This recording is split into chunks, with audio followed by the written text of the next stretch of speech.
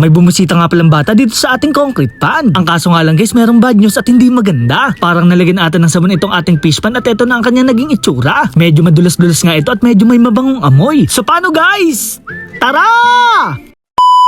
Bali guys, ngayong araw nga pala ay may bumisita sa ating concrete pan. Ito nga pala si Sarsha na nag-iisa naming apo na mahilig din sa mga isda. Ang kaso nga lang guys, meron nga pala akong napansin. Bigla kasing nagkaroon ng bula dito sa ating fish pan. Hindi ko nga alam kung saan nanggaling ito pero bigla na lang itong lumitaw. Nakita ko nga na meron ditong pakete ng sabon at bigla akong kinabahan. Kaya naman guys, naglatag muna ako ng swimming pool para maibaling ang kanyang atensyon. Matagal na nga pala itong nakatambak dito at ngayon lang ulit magagamit. May kakulitan nga rin itong ating apo dahil pabalik-balik na lang siya sa ating concrete pan. So sobrang cute nga pala nitong aking apo, hindi ko magawang magalit. Mabalik na nga pala tayo dito sa ating fish pan. Hindi ko nga alam kung naitapon lang to dito o kaya naman nalagyan ng powder ang ating tubig. Kakabahan ka naman talaga dahil napakaraming bula dito sa ating fish pan. Hindi naman ito madulas at wala rin gaanong amoy. Madali nga rin ito magputukan, hindi katulad na merong mga sabon. May tatlong possible nga pala ako na pwedeng nangyari dito sa ating tubig. Una nga dito ay malakas ang ating aeration. Isa nga pala ito sa mga dahilan kung bakit nagiging foamy ang ating tubig. Pangalawa naman itong tinatawag na algae bloom. Ito naman yung direct sunlight simula umaga hanggang hapon. Kahit maglagay ka nga pala ng UV light dito ay hindi na ito mawawala. Pangatlo nga pala ang tinatawag na high ammonia level. Nag-i-exist nga pala ito kapag tayo ay nag-overfeed sa mga isda o kaya naman sa mga tira-tirang pagkain o kaya naman ang kanilang poo. Pag minalas ka naman, nagkikreate din to ng ammonia spike. Hindi ko nga alam guys kung ano sa tatlo ang ating hinala. Kaya naman mas maigi nga na mag-water change na lang tayo. Hindi ko nga rin alam kung nahulugan tayo ng sabon dahil buhay pa naman ang ating mga alagang isda. Kaya naman ito nga pala yung pinaka-best way na ating gagawin. Magsa-cycle nga pala tayo ng tubig at magbabawas tayo hanggang kalahati. Mag-water change din pala tayo dito sa ating mga monster fish. Medyo matagal-tagal ko na nga pala itong hindi nalilinisan at ito na ang ating pagkakataon. Sobrang dumi na nga rin pala ng kanilang sump filter. Kitang-kita nga pala sa kanilang filter na kulay putik na. Kailangan lang natin tumabanlawan ng maayos para pwede na ulit gamitin. At dahil naubusan na nga pala tayo ng foam filter, ito pa rin ang ating gagamitin. Naglagay din pala tayo ng lava rock pang neutralize ng pH. Nakakapanghinayang nga dahil hindi natin sila pwede isama sa ating fish pan. Baka magulat na nga lang tayo na ubos na ang ating mga koi fish. Pagkatapos naman ng mga ilang minuto, malinis na ulit ang ating aquarium. Kitang-kita ko na nga rin pala ang ilalim, pati na rin si Ninja. Pagkatapos naman natin mag-cycle at mag-water change, ito na ang kanyang itsura. Napakalinaw na nga ng ating tubig at wala na rin gaanong bula. Sa wakas nga, inaligtas ko na ang ating mga alaga. Balik-alindog na nga rin pala itong ating filter. At hindi na rin masakit sa mata at ito na ang ating makikita. O diba guys, napakaganda nila kahit walang pintura. Naglagay na rin tayo ng 10 pisong asin para mawala ang masasamang elemento. Mag-upgrade na nga pala tayo guys dahil maglalagay na tayo ng ilaw. Kapag hating gabi kasi dito sa aming likuran ay sobrang dilim. Ngayon nga ay kitang-kita na ang ilalim pati na rin ang kanilang kaluluwa.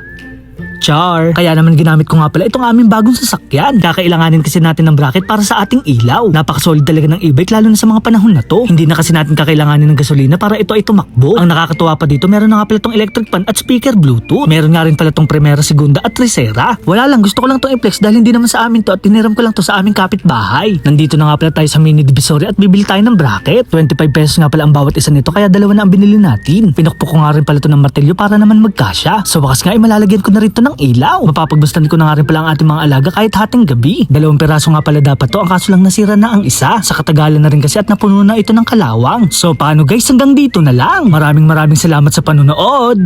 Paalam! Yeah!